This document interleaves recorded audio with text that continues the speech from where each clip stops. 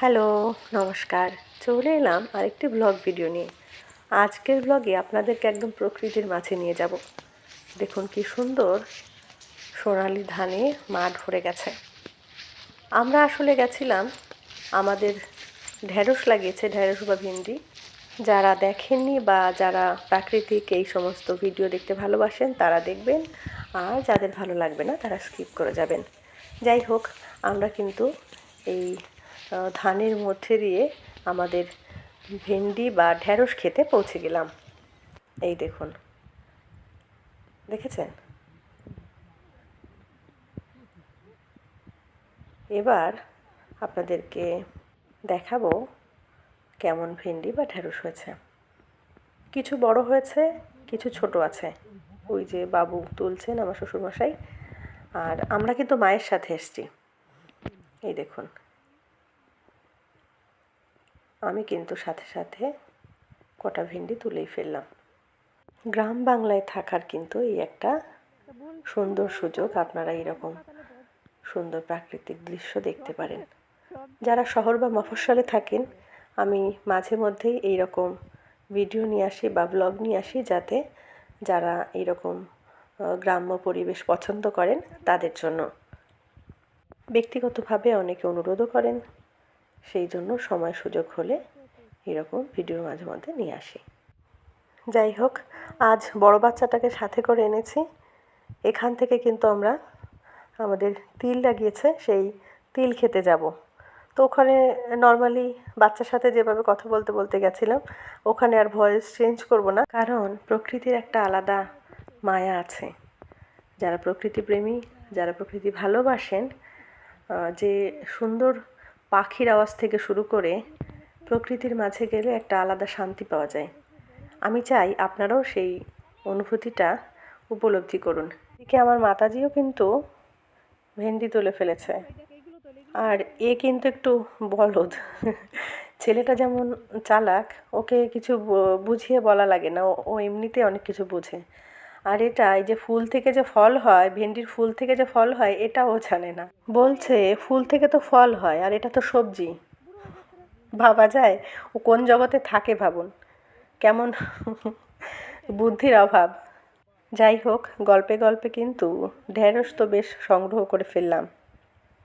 এবার কিন্তু ধীরে ধীরে তিল ক্ষেতের উদ্দেশ্যে রওনা দিতে হবে। ফাইনালি আরেকবার আপনাদেরকে দেখাই কতগুলো ঢেঁড়স সংগ্রহ করলাম।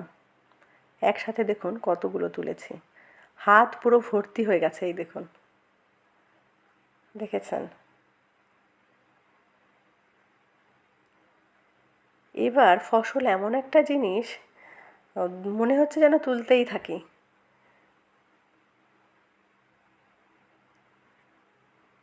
এই দেখুন, আরেকটা পেয়ে গেলাম।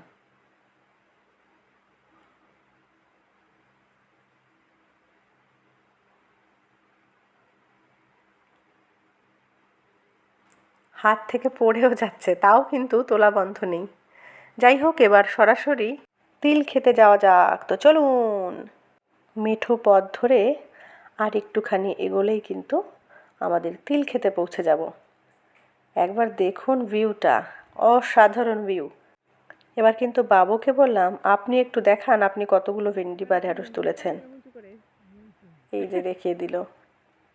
আর ওই যে অনেক লোক রয়েছে, ওখানে মা আছেন। থামবি না, দেখি কত দূর দৌড়ে যেতে পারিস।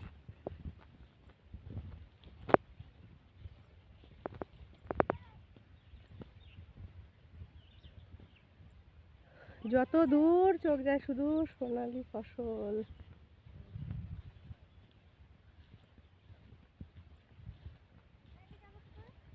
এবার বল, ইন্ট্রোডিউস কর। Hello guys. কই, বি কেয়ারফুল। চল চল, বলবি এখান থেকে যেতে পারতিস। বলবি, বন্ধুগণ আমরা এখন যাচ্ছি আমাদের তিল খেতে। আমার ঠাকুর দাদা তিল লাগিয়েছে, এই হচ্ছে সেই তিল ক্ষেত। আপনারা কি কখনো, না একদম না,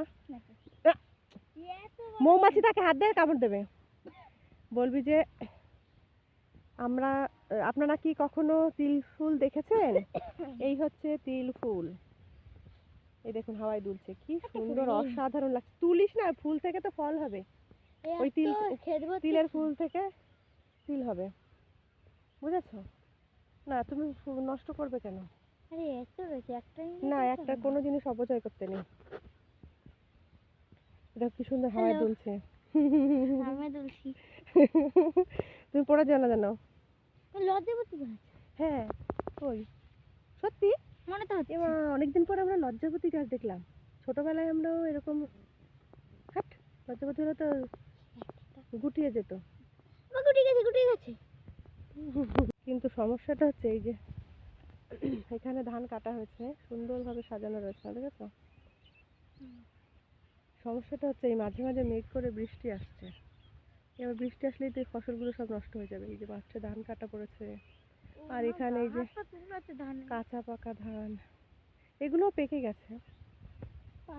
কি সুন্দর লাগছে, দেখেছো? ওই তোমাদের একটা গল্প ছিল না, সত্যি শোনা গল্প? আমার না, ভাই।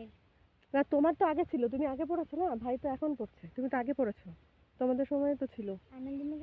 যে একটা ছেলে ভীষণ কুঁড়ে, সে হচ্ছে কোনো কাজ করতে চায় না। এবার ওর বাবা বুড়ো চাষি, উনি মারা যাওয়ার সময় বলে গেছিলেন যে এই আমাদের যে জমি, তার নিচে সোনা পোতা আছে। এবার সোনার লোভে লোভে ছেলে কী করলো, সমস্ত জমিগুলো খুঁড়ে ফেললো। এবার সোনার সন্ধান পায়নি। তারপরে মানে চাষির ছেলের বউ বলল যে জমিটা যখন খোঁড়াই হয়ে গেছে, তাহলে বীজ কিনে ধান বুনতে। তারপরে বীজ কিনে এনে ধান বোনা হলো। তারপরে দেখলো সত্যি সত্যি এরকম সোনা ছড়ানো মাঠে, মনে হচ্ছে যেন সোনা, তাই না মা? মানে অলস স্বামীকে কর্মঠ, না না একদম নষ্ট করবে না, অলস স্বামীকে কর্মঠ করে তুললো, তাই তো? আমরা কিন্তু ব্লগের একদম শেষ প্রান্তে পৌঁছে গেছি। কেমন লাগলো আজকের ব্লগটি অবশ্যই কমেন্টে জানাবেন। ভালো লাগলে লাইক কমেন্ট শেয়ার করবেন। আপনারা যদি ফেসবুক থেকে দেখে থাকেন তাহলে আমাকে ফলো করবেন, আর যদি ইউটিউব থেকে দেখেন তাহলে চ্যানেলটি সাবস্ক্রাইব করে না থাকলে চ্যানেলটি সাবস্ক্রাইব করে অল নোটিফিকেশন অন করে বেল আইকন প্রেস করবেন সবার আগে নোটিফিকেশন পেতে। Thank you so much for watching.